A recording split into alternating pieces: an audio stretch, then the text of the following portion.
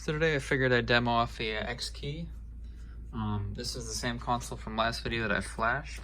I'd actually took the X-Key out of my old console basically like a week later. So installed in this one, so I figured I'd just take a quick clip of it, show you guys what they do if you don't know what they are.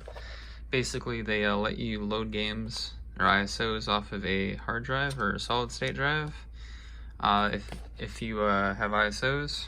And it's just easier than having to burn disks. So what it is a chip installs, passes through basically disk drive to chip to Xbox. So it basically emulates the disk drive, and then you just plug in this little flex cable into this USB piece that just passes right through the console. And then from there you can just plug in your external hard drives here. So I'm just going to plug this in real quick.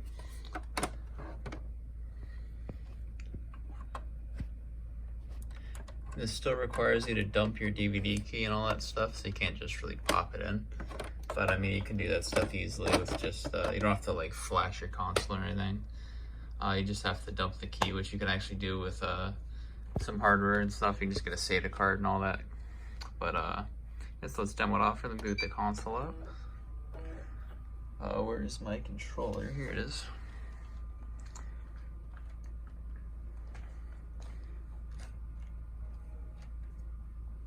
So this is really useful if you don't want to burn a bunch of discs.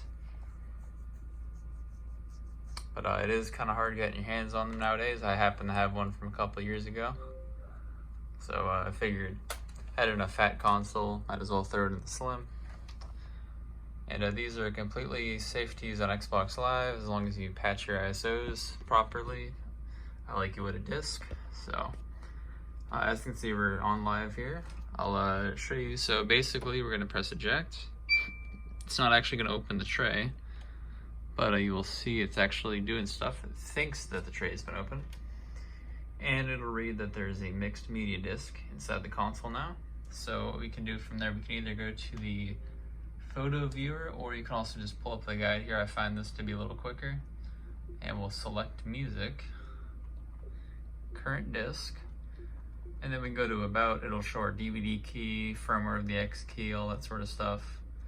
And it'll show the hard drive here. I actually just named it X-Key, but if you name it something else, it'll show up as that. And in here you got all the ISOs. So what we'll do, we'll load up the Dead Island dev menu here. Just press on it and it'll tell us to eject the tray. So what we'll do is we'll close that here. We'll eject the tray again. You can also use the controller, you don't have to press on the actual console, but it'll read the disc, really just from the hard drive. We'll say play game, and it is now loaded our ISO. It's just reading it right off the hard drive, or your external drive. So load times are the exact same as discs if I remember. I don't think they're any faster, but it is reading from that. See that little light? So we'll load in this. And then from there I'll show you like the last functionality, which is you can just turn it off so you can still play your regular discs and all that sort of stuff. But yeah, it's pretty nifty to have. If you don't want an RGH, these things are really useful if you're just looking to pay your backed up games or stuff like that. We'll just load up a match here.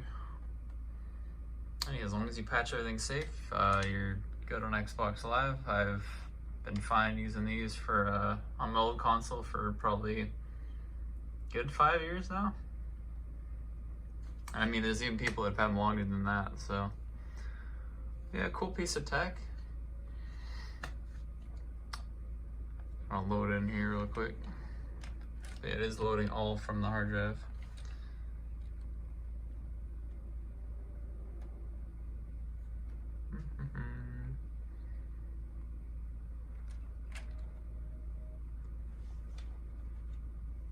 I know there were a couple other versions that did the same thing. There was like a Wasabi, I think it was called, I forget the other ones. But this was like the most mainstream one that everyone had, so. But yeah, game is loading fine, all that stuff plays like a normal game would.